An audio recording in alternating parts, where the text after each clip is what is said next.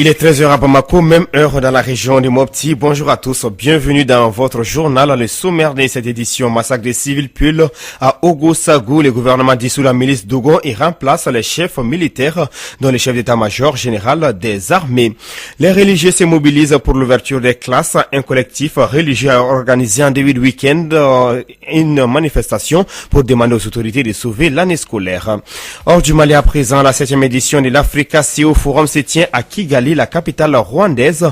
Les participants doivent discuter notamment de l'instauration d'une zone de libre-échange sur le continent. Il s'agit du vieux continent. Ce sont les titres de ce journal. Arunaba pour le développement.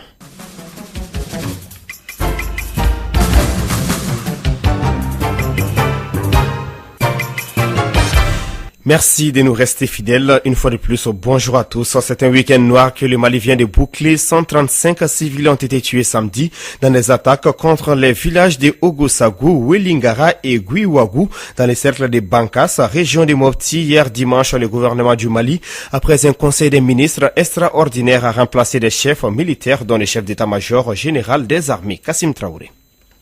Samedi 23 mars 2019, entre 5h et 6h du matin, des centaines d'hommes habillés en tenue traditionnelle des chasseurs ont attaqué de façon simultanée les villages de Ogo-Sagou, Welingara et Guiwagou, en tuant plus de 130 personnes. Parmi les victimes, il y a des femmes enceintes, des enfants de bas âge, des vieillards dont le marabout Barasekou Issa, âgé de 78 ans. Mohamed Saleh Anadif, représentant spécial du secrétaire général des Nations Unies au Mali. Dès que nous avons appris l'information, une force de réaction rapide de la MINUSMA a été aussitôt déployée dans le lieu de l'incident. De même, des mesures pour évacuer les blessés vers Sévaré ont été aussitôt prises. Les assaillants ont incendié le village, brûlant 84 greniers, 410 cases et des animaux domestiques. Le gouvernement du Mali s'est réuni en conseil des ministres extraordinaire. Soumaïlou Boubé Maïga, premier ministre du Mali. C'est ainsi que nous avons procédé à la dissolution de l'association Dana Massagou pour indiquer clairement aux uns et aux autres que la protection des populations reste et restera le monopole de l'État et de désarmer de manière active toute personne qui ne devrait pas être armée. Et puis le Conseil a procédé à la nomination de nouveaux chefs militaires, en essayant de remobiliser encore plus nos forces. Cette attaque est la plus meurtrière depuis le début de la crise en 2012 au Mali. Restons avec vous, Kassim Traoré. Le Conseil de sécurité de l'ONU condamne cette attaque contre des civils. Des diplomates onusiens qui étaient en mission au Mali lors d'une conférence de presse sur la mission ont abordé la question. L'entame de cette conférence de presse du Conseil de sécurité, l'ambassadeur français a commencé par la présentation des condoléances. François Delattre. Au nom de l'ensemble des membres du Conseil de sécurité, par exprimer nos condoléances les plus sincères et notre sympathie la plus profonde aux familles et aux proches des victimes qui ont péri aujourd'hui dans cette attaque terrible à Ogo-Sagou Peul, dans la région de Mopti, en exprimant également ses condoléances et cette sympathie à l'ensemble du peuple malien.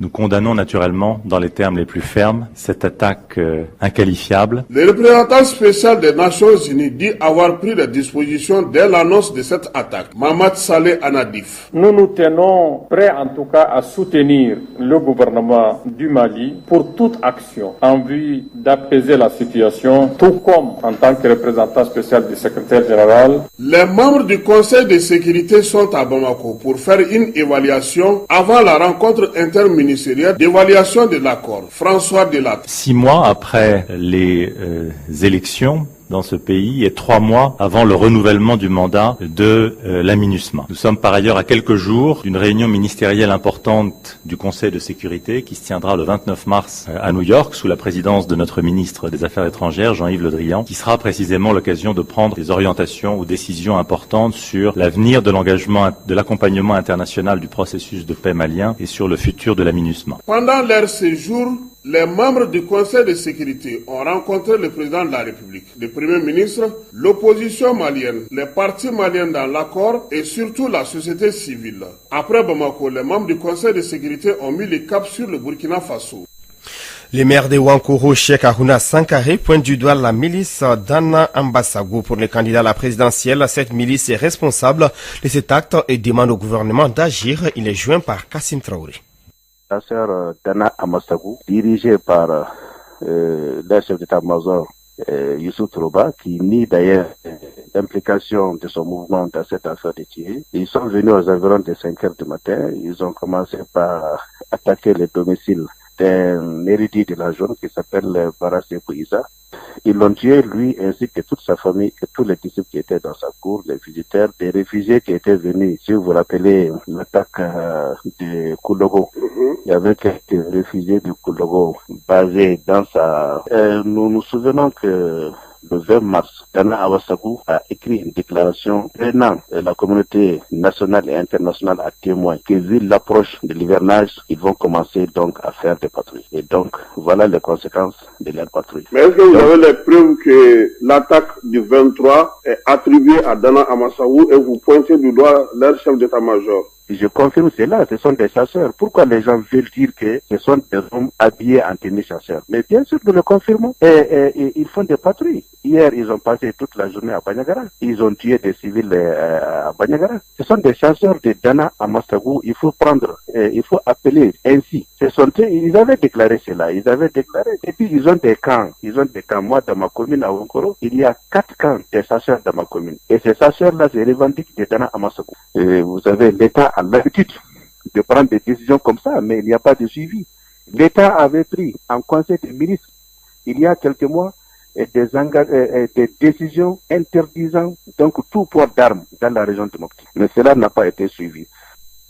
À l'instant, les maires de Wankoro, Cheikh Aruna Sankare.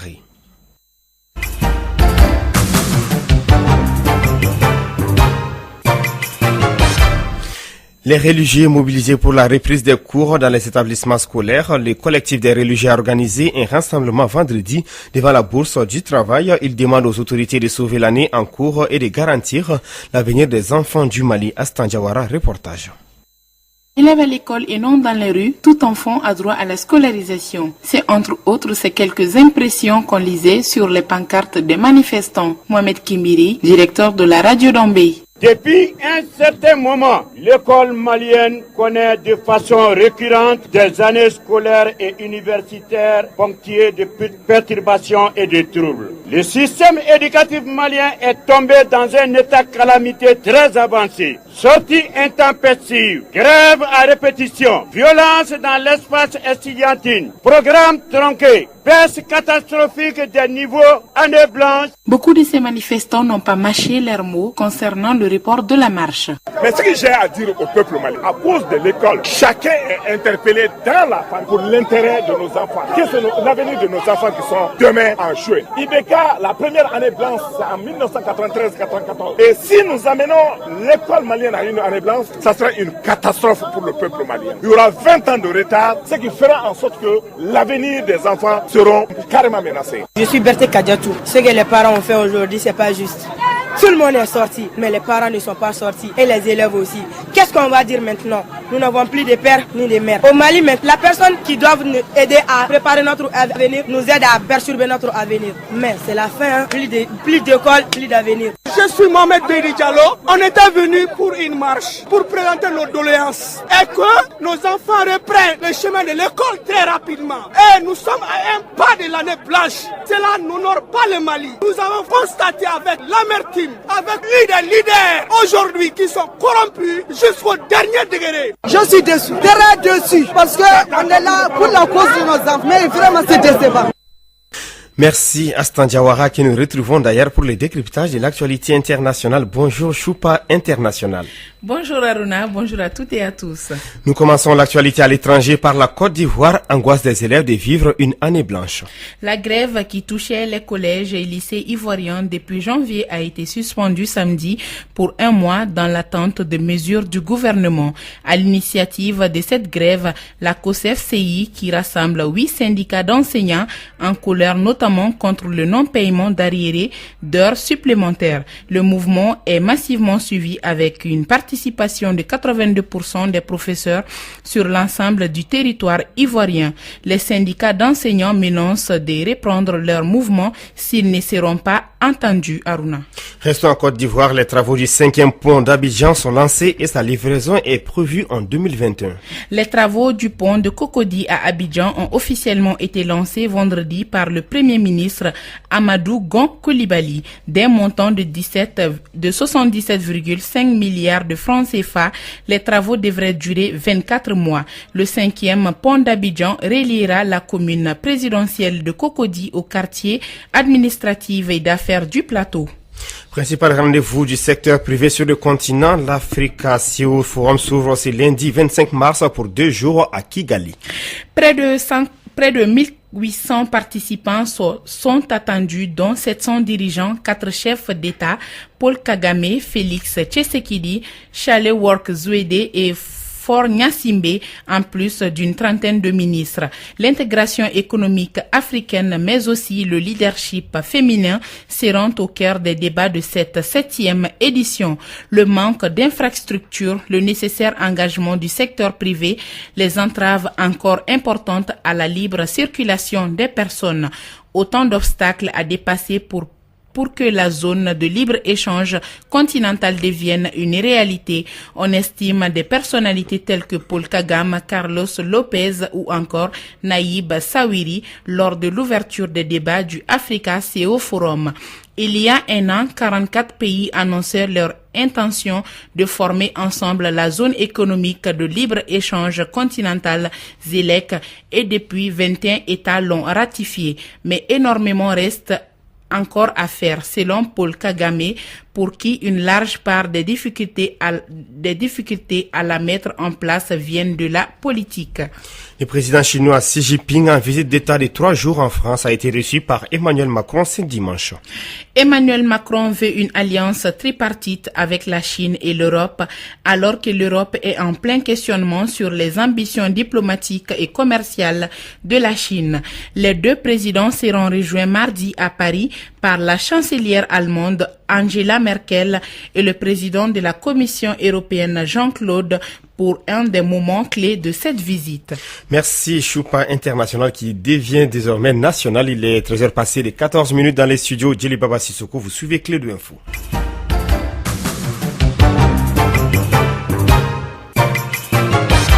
Sur le plan national, pour la sortie de son nouvel album Mon combat, la rappeuse malienne Ami Yerewoula a organisé un concert ce week-end au Palais de la Culture de Bamako. C'est aussi une façon pour l'artiste de commémorer la Journée internationale de la femme. Ami Yerewoula est au micro de notre reporter Astan Diawara. C'est le concert dédicace de mon nouvel album qui vient juste de sortir. On a décidé de faire la dédicace dans le mois de mars, qui est un mois pour les femmes. On a choisi le bon jour, le 22. Ce qui fait tourner les têtes maintenant, c'est Yamba. Yeli, c'est un grand frère et je fais toujours partie de ses collectifs. Et en dehors de ça, c'est quelqu'un qui est toujours là pour moi. Et quand l'album est sorti, j'ai été le voir pour lui demander d'organiser le concert dédicace. Je pense que déjà, on va continuer à serrer la ceinture, nous les femmes, et à montrer toujours que nous avons notre place dans ce mouvement. Parce que dans cet album-là, je parle un peu de tout. Quand même, toutes les choses pour lesquelles je me bats tous les jours. Donc, je me suis dit, pourquoi ne pas appeler simplement l'album Mon combat? Parce qu'il résume tout ce pourquoi je me bats. Oui, c'est la cause des femmes, l'éducation des enfants, un peu de tout. Et moi, j'essaie de faire croire aux gens que être femme, c'est pas l'habillement. C'est pas l'habillement, ça. Et être femme, c'est dans la tête, dans le cœur. Cet album, il vient d'être classé parmi le top 10 des meilleurs albums d'Afrique.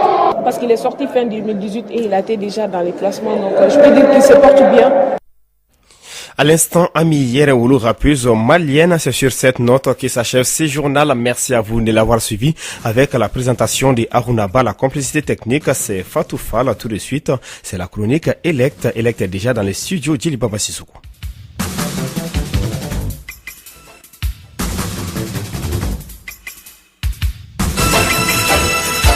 Radio Clédou, le journal avec Sotelma Malitel.